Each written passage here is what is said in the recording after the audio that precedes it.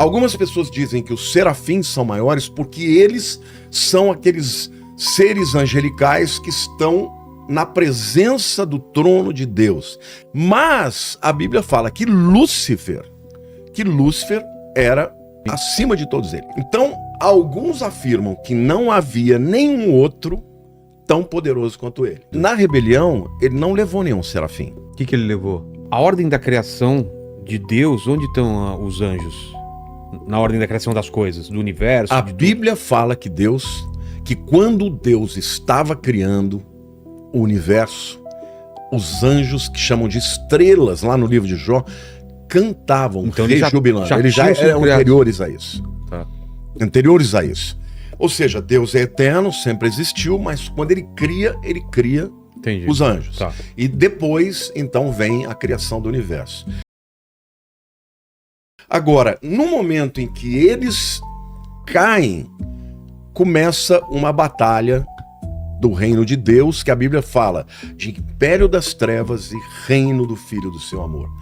No reino do Filho do seu amor, você entra porque deseja, porque quer.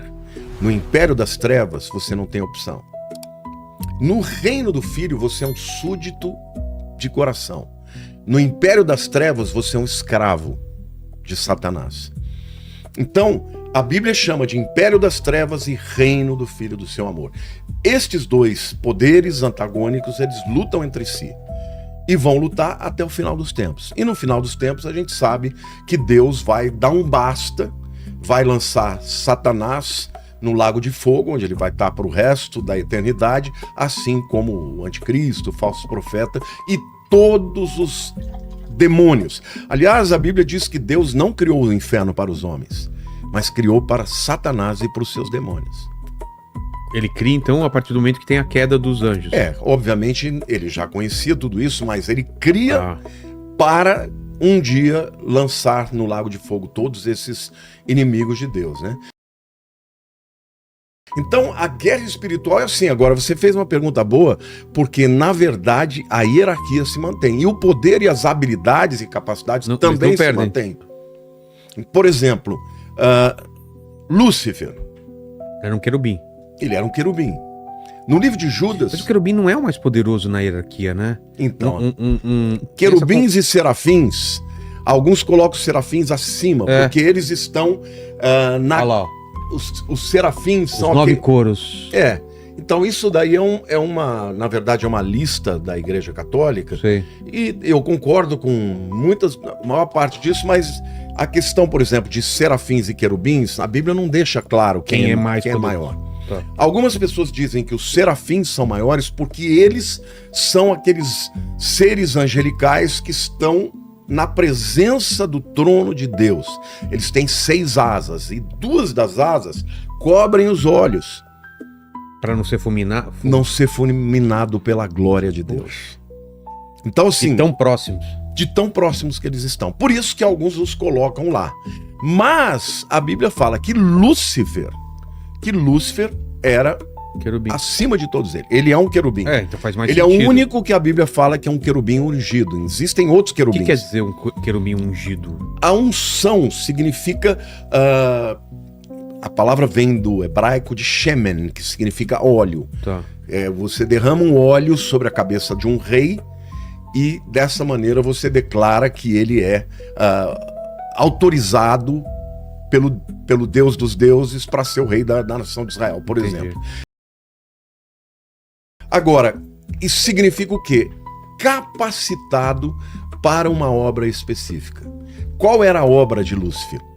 A Bíblia diz que quando Deus criou a música, todos os instrumentos musicais faziam parte das vestes de Satanás. Olha que tremendo.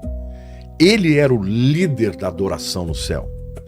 Então a Bíblia fala que nas suas vestes tem os símbolos sonoros, tem os instrumentos de corda. A música foi criada para que ele adorasse a Deus no céu.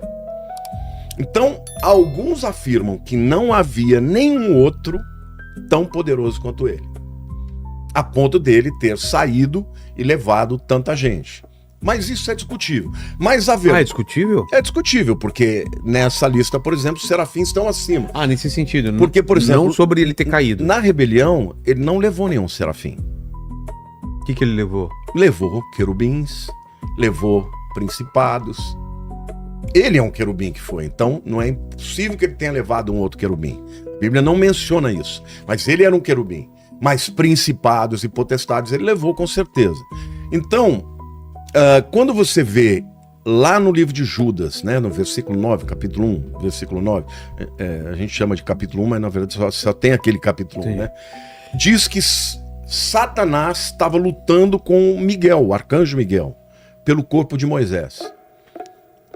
E o arcanjo Miguel... Sempre coloca o Miguel como o que luta com Satanás. Por quê? Porque ele é o mais poderoso? Porque, assim, na verdade, Miguel, ele é o príncipe de Israel. Nós, quando falamos de principados, a gente vai perceber que eles têm uma jurisdição geográfica, territorialista. Entendi. Então Miguel está relacionado a Israel. Sempre é Miguel que tem a ver com Israel. Como Moisés era o grande legislador e Satanás estava querendo o corpo dele. Moisés morreu e ele queria usar o corpo dele. E a Bíblia diz que Miguel entrou em luta contra Satanás.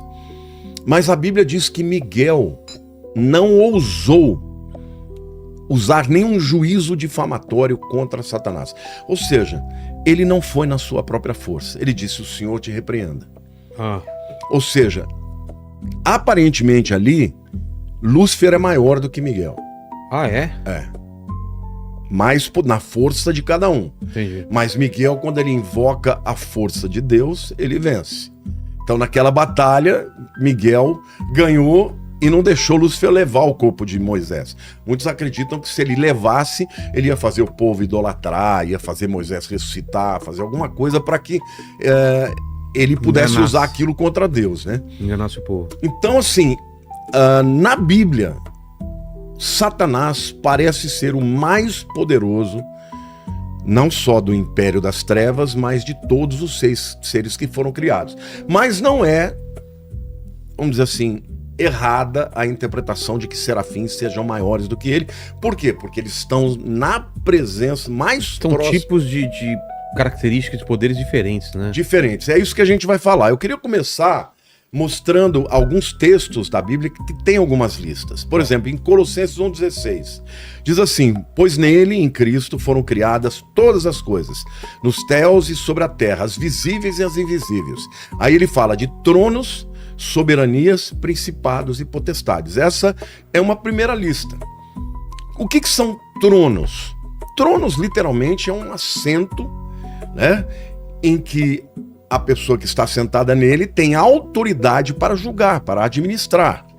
Tá? Então, tem a ver com poder, realeza, né, governadores. Então, alguns afirmam que os tronos, que tanto tronos quanto serafins, quanto querubins, são seres que não estão ligados ao mundo físico. Eles estão ligados à administração do mundo espiritual celestial. Soberanias, também no original, é domínio, poder, senhorio, que pode ser comparado à lista lá dos domínios, ou as dominações, tá? Então, são os dominadores. Quando é do lado do mal, no grego é cosmocrator, krator de poder e cosmo mundial. São seres que têm poder no mundo inteiro, que têm atuação. Por exemplo, principados, eles não têm poder no mundo inteiro, eles têm uma atuação somente no país que eles são destinados. Mas as dominações ou os domínios, eles têm poder no mundo inteiro. Eles podem atuar em qualquer país, podem interferir em qualquer coisa. Tanto os que são celestiais, quanto os que são demoníacos. E aí vem os principados. No grego, arquê, como eu te falei, os primeiros, né, os mais poderosos. Mas eles estão relacionados já à guerra espiritual com o mundo aqui. Então, estes três que eu falei primeiro, que é serafins, querubins e tronos, eles são seres celestiais, não tem a ver com o mundo físico. Tá. Serafim, saraf, significa literalmente aquele que pega fogo, que queima. Ele, a raiz desta palavra no hebraico também tem a ver com veneno da cobra, por exemplo. Por quê? Porque eles são tão poderosos que eles queimam aquilo que eles tocam. É muito interessante porque a única vez que aparece a palavra serafim na Bíblia está em Isaías capítulo 6. Em Isaías capítulo 6, Isaías está no templo, morreu o rei Uzias, ele está muito triste, está chorando, que era amigo dele, pessoal. E aí o mundo espiritual se abre e ele vê o trono de Deus. E ali ele vê os serafins cantando santo, santo, santo é o Senhor. E ele fica assim, com aquele sensação de falar, ai de mim, porque sou homem impuro, de lábios impuros, e os meus olhos viram o Senhor. E aí um serafim pega a brasa do altar, vem e bota na boca dele. E queima a boca dele, e as suas palavras se tornam santificadas. E aí Deus fala, quem eu enviarei? E aí Isaías fala, envia a mim. E ele se torna o maior profeta de todos para anunciar a vinda do Messias. Então o serafim, qual é a função do serafim? Ficar na presença de Deus, enaltecendo, glorificando a Deus, dizendo santo, santo, santo.